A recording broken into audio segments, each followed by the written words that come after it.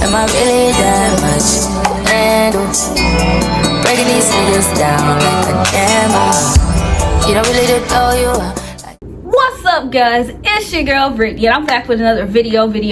Make sure you like, comment, subscribe, share, all that. And we are here with episode 7 of Joseline'S Cabaret, California. So yeah, let's get into it. So it starts where we left off with the Fear Factor challenge, and the crazy thing is Jocelyn is really upset, shocked, or whatever that these girls are not eating this bug. Like, she is so gagged at the fact that she had this little milkshake that had cockroaches and spiders and hot sauce in it, and that these girls are just finding it disgusting. Because it's like when they panned to the room and everybody was throwing up and Jocelyn was just like, oh, well, it was good to me, I thought y'all were gonna like it. I was just like, what type of stuff do Jocelyn be on? Like, girl, I know you wasn't down that bad. But the winners of the challenge ended up being Danny, John Doe, Natural, Chinks, Des, and Egypt. So they're safe from elimination. And the crazy thing is now they're about to go to rehearsal and they're about to dance and jiggle and shake around with just all that spider intestines and stuff in their stomachs. Like that was pretty gross to me. Well, at practice, Jocelyn gets frustrated because she said people are messing up, so she tells the winners of the challenge to stay on the stage, ends up kicking everyone off the stage, and she asks the winners of the challenge who they feel like should go home. Natural says T-Love, rightfully so, she fought her. Chinks also says T-Love, rightfully so, she fought her too. Egypt says G-Baby, not shocked by that. Des says Love, also not shocked by that. G-Baby and Love are injured or doesn't feel well, so no lie, they should probably go. Jane Doe says Oceans. Now, although I do not like Oceans, y'all know I don't like Oceans, and her confessional look kills me every time. Like, it's to the point where when they put her on the screen, I wish they would just like blur her whole body and we just hear her, because it's just like, ew, like it so gives sewer water. But I'm honestly shocked she said Oceans, and then because of the fact that Jocelyn likes Oceans, her even saying Oceans is kind of dumb, because Jocelyn's not going to get rid of Oceans. She likes her. She's sucking Jocelyn's ping. And then on top of that, her reasoning was dumb, because she said that she wants Oceans to go home because Oceans can't catch the beat. But in the same sentence, she said, well, I know I'm new and I can't catch the beat either. So it's just like, so if you are safe, you are saying that you should go home too, because if that's your reasoning, then it's like both of y'all should go. Like, so just pick somebody else, girls. And then Danny says Neek, but it's just like, girl, no lie, your name probably would have been up there if if you wasn't safe, okay? And then you know Jocelyn's not gonna get rid of Neek, so her even saying Neek was low-key kind of stupid. Like, then Jocelyn says she's going to sleep on it, but somebody is definitely going home tomorrow. Then we see Neek, Love, T-Love, and Sky practicing, and no lie, I like the fact that Neek and Sky aren't beefing, because I really like Neek and I really like Sky, and I feel like, you know, they'll be a good little duo together. But they're talking about everything that happened, and Sky said that she low-key feels some type of way about the other girls not jumping in, because, you know, it was supposed to be new girls together, and then Kanaya has certain opinions, and then, you know, she really didn't do anything. But Sky said that Kanaya told her that she just wasn't gonna let anyone put the battery in her back, and that she's cool with, you know, some of the other girls, so she just didn't want to jump in.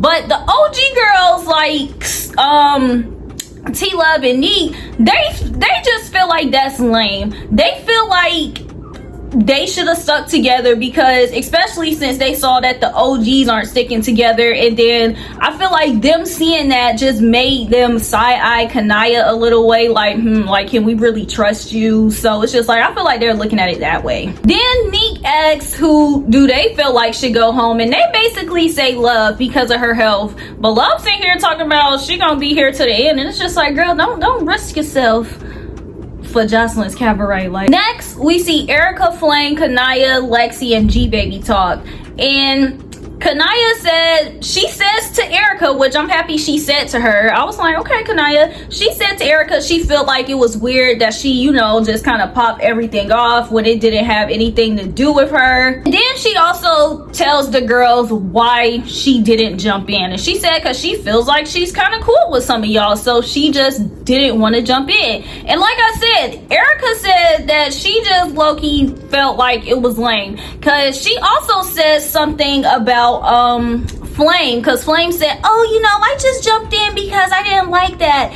And Erica said in her confessional, girl, no, were you jumping in to defend her, or were you jumping in because you were forced to jump in? And it was just like, no, you were only jumping in because the girls pressured you to jump in. Like, that's literally the only thing that happened. Like, if the girls didn't pressure you to jump in, you would have just stayed out of it, because that's what you were doing. So it's just like, y'all just didn't want to get into it, and it's just like, that's okay. But it's just like they're just hella looking at them sideways, because it's just like, like, are you gonna write for us when it's y'all's turn to be OGs? And it's just like, I really do just feel like Kanaya just want to be cool and friends with everybody and be friends with the OGs. But at the same time, I also feel like she want to be low-key talking and just kind of get away with it. And I feel like the Hottest Flame, like, I feel like she don't really care about being friends with the OGs too much, but she honestly just doesn't want to fight. But the other girls are saying, like, regardless of what happens, like, yeah, y'all can dance or whatever, but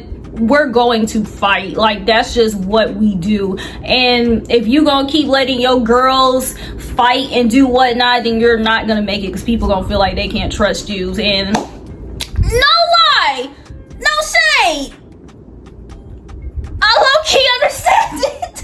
Not from a messy standpoint as well, because it's just like, dang girl, like, if you supposed to be my girl and you see me getting jumped, like, am I just supposed to be getting jumped? Because at the end of the day, like they said, we still don't dance together, we just gonna fight. It's a chance that we can make up, but eventually we gonna fight. That's just what we do here. That's just the principle, like they say. And am I saying that it's necessarily right? No, but if it's like, if that's the system that they set up, it's just like, either you get with it or you gonna end up having no friends, because it's gonna be like, you already betrayed these people, and now these people looking at you sideways because they betrayed these people. Because Kanaya was just in her confessional, I mean, y'all mad because I didn't bash y'all face in? Yeah, they kind of are, because they wanted you to stand on principle instead of dick riding them low-key. But it's just like I said, no shade, I get it. So Kanaya asks who do they feel like should go home, and Lexi and Erica say G Baby and Love, and they say it's because, you know, they're hurt.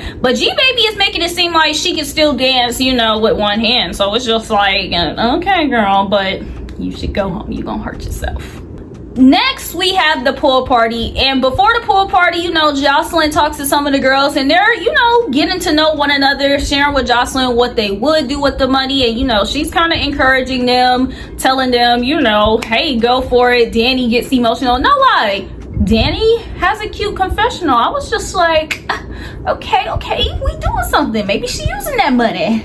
Then everybody starts dancing, having fun, but we see G Baby was having the most fun. I'm watching G Baby and that arm keep flapping around. She keep doing splits and cartwheels and shit. I ain't no hate of a bitch. I thought you say your arm was fucked up. Seeing G Baby dance, I was just like, bitch, you can dance. She was doing a lot of like tricks and dips and stuff like that with her arm broken. So I was just like, that's a little strange. But nevertheless, girl, fuck it up. Exotic, muy classic, real natural. And no lie, it's just like, yeah, she did a cartwheel with one hand, but she was still on twos holding herself up. If she were Danny's sides, and you know, Danny kind of scrawny, so her arm probably don't, you know, really do much. She can probably lift herself up with one hand. But G Baby, that's not a small girl. So it's like, you even putting both of your hands on the ground and being on your head, so in that supporting your body up, it's just like, is your hand really broken? Because it's like, it's giving you healing. And rightfully so. Everybody was just like, hold on. Like, Kanaya's face had me dying. She was like, like, what's going on? Then we see that Natural talk about she got to go to the hospital because, you know, she's not feeling well. And it's just like, yeah, because y'all doing all this dancing around, y'all drinking liquor on top of that 5 hours before, 24 hours before y'all had tarantulas and spiders and stuff. So it's just like, I'm surprised she's the only one. Afterwards, the girls are talking in a circle and they're talking about G-Baby, as they should. And apparently they're just confused on why G-Baby's here. They feel like she's ducking fades. They feel like she's saying her arm is hurting, but she's out here dancing, and that she's using that as an excuse to duck her fades. And she's just like, no, I'm just,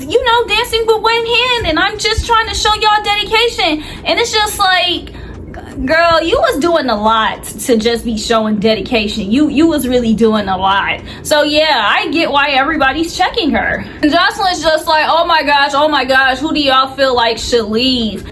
Des says Kanaya in love. Neek says Kanaya in love too. Erica says Kanaya. And they all just feel like Kanaya doesn't stand on business. And no lie, as they were calling Kanaya out and her and Erica were going back and forth, and Erica was just like, don't snap your neck, don't do that. And Kanaya was, kind of not really doing anything. I'm not saying I wanted her to pop off, but I wanted her to at least tell Erica to calm down. Like, Kanaya, I just feel like, she just nice. She just kind of... She's real cute though, I will say that, and I'm loving the hair, but it's just like, I hate the fact that it low-key looks like they're bitching her, because it's just like, these girls are being hella aggressive with you. Everybody's talking about you should go home, and these are the girls that you was talking about you liked, saying that you wasn't about to jump into none of their stuff because you felt like you liked them. And it's just like, it's a feeling that they wasn't feeling the same about you. And no lie, if I were her, I would have been kind of mad about that. And I feel like if she would have tried to pop on Erica for that, they probably would have had her back, because it's just like, they said they was gonna stick together. They just not built like her. I feel like all the other girls would have kept their word, or maybe they wouldn't.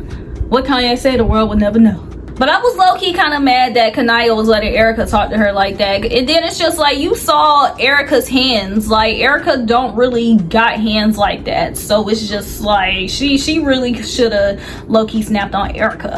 Okay, and then this is what pissed me off. Because as Erica and Kanaya are going back and forth, and it's just, little small arguments happening, Jocelyn just comes in Isis's face and just starts going off on her. That she kicks her up the house. My bitch said what we got going on. She did. So as Kanaya and Erica talking back and forth, I'm talking to Des.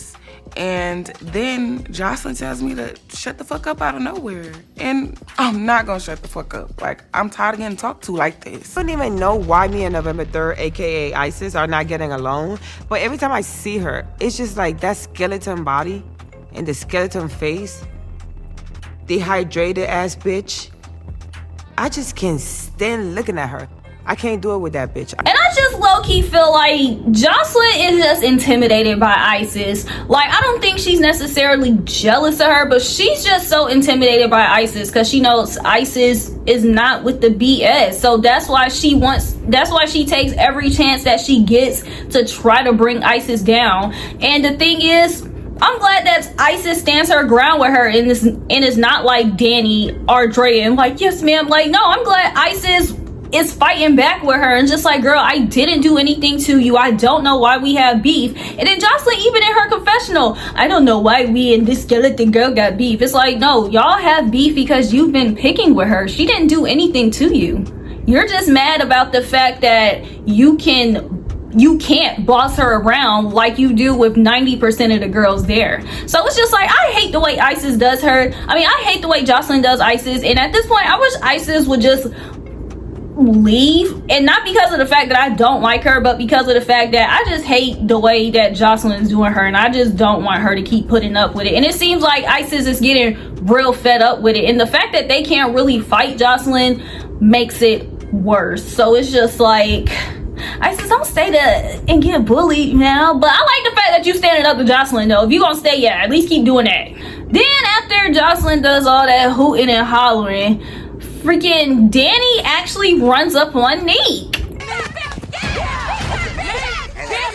Even though they were both throwing punches. Neek was getting her a little bit more, and it seemed like when Danny punched, Danny's punches are like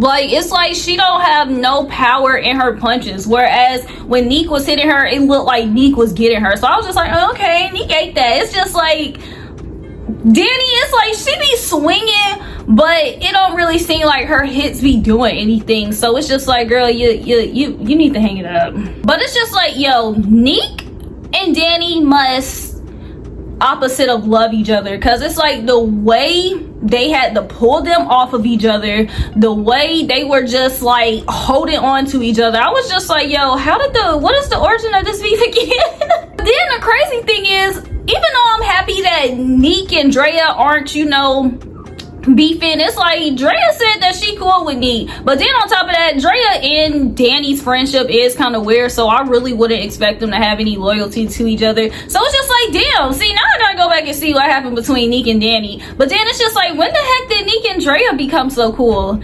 Like, what? Like they said, the politics of the house is weird. We gonna fight and then we gonna make up. But it seemed like Neek and Danny, it just seemed like it's no men in that. Like, they hate each other. So after that, Kanaya's just like, you know, does anyone want smoke with me? And it seems like everyone just low-key kind of ignored her. But it's just like, no lie, all y'all was talking about y'all wanted her out the house. Erica, you was being sassy with her. And it's just like, so yeah, do y'all want to smoke with her? But nobody said anything. I was just like, okay, y'all can't say the girl didn't do anything. So then Chinks and T-Love start going back and forth, and they end up fighting. But T-Love tried to get Chinks as she was taking off her jacket. Like, I feel like that kind of threw Chinks off guard just a little bit. However, I will say, for Chinks and T-Love's difference, Chinks is not doing her big one on T-Love at all. Like, I get that everybody likes Chinks, but because I like Chinks, but it's just like she is not tearing T-Love. It's just like T-Love is definitely not tearing Chinks. I'm not saying that, but Chinks is not doing her big one on T-Love either. Like, I would think, I don't know, maybe because she can't pull her hair and drag her around, because it's just like, so she gotta keep, you know, but it's just like, and then it's like, because of their height difference, anytime they fight, T-Love just always puts her head down and fights up. So when they fight, it's just kind of like, you know, awkward. So it's like, no lie. But the fact that T-Love spit on her, it's just like, I'm not surprised that Chinks want to keep running it with her. But it's like, at this point, I wish they'll make up. But after they break up their fight, Chinks ends up coming out of nowhere and sneaking the heck out of T-Love.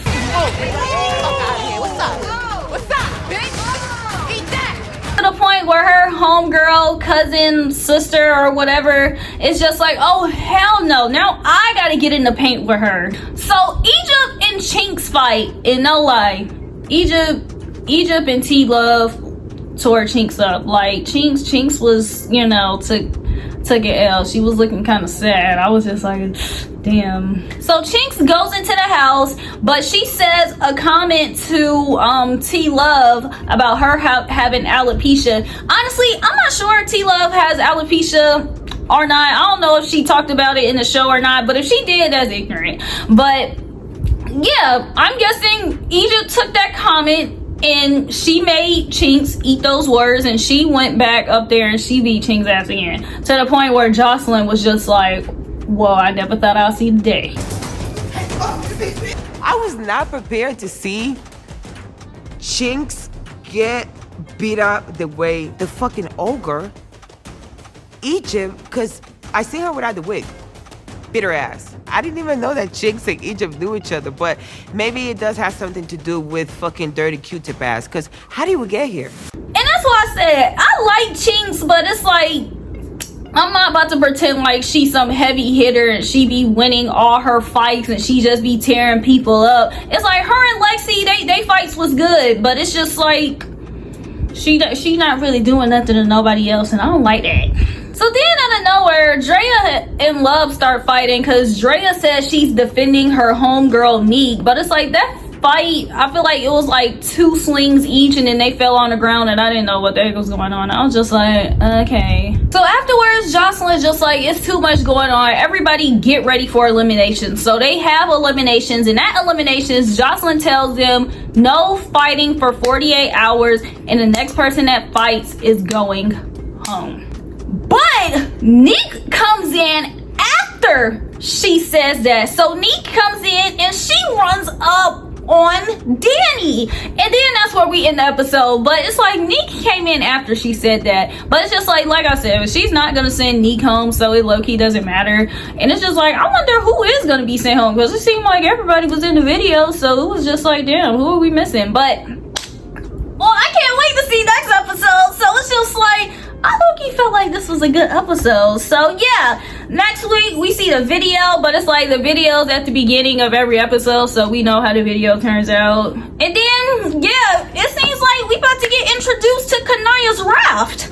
And I can't wait to see it, because yeah, she did just call y'all out. Y'all didn't do anything. So it's just like, I'm ready to see like what was tea. So it's just like, yeah, when y'all see that cabaret mess, I'm gonna see that cabaret mess, and I'm gonna be back on here talking about the cabaret mess again. So until the meantime, just make sure that y'all like, comment, subscribe, share, all that.